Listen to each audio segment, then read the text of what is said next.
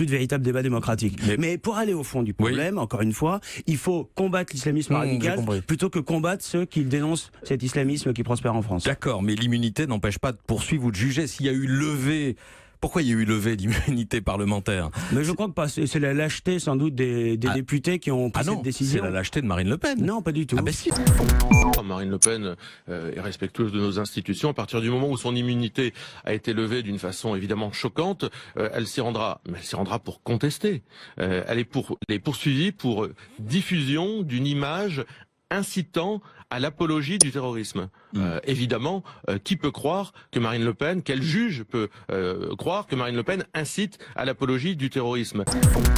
On ne lutte bien contre ce genre de phénomène qu'à condition de le nommer, qu'à la condition de le définir. Et pour le définir, il faut dire très clairement qu'il s'agit d'une radicalisation, d'une politisation d'un islam qui est en train de se dévoyer. Et il faut prendre tous les moyens pour lutter. Et il y a quand même un silence assez assourdissant de la communauté musulmane. Et qu'il y a des musulmans qui pratiquent évidemment un islam qui soit modéré. Je les invite vraiment à prendre la parole.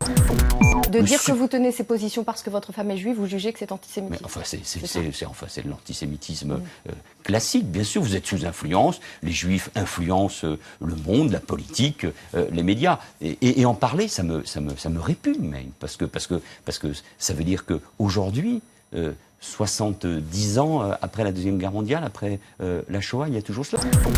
Premièrement, l'élève est mieux orienté, mieux conseillé en amont de la décision. Et ça commence plus tôt. Donc, la rencontre étudiant-université se passe sur des bases rationnelles. Ça, c'est un point très important.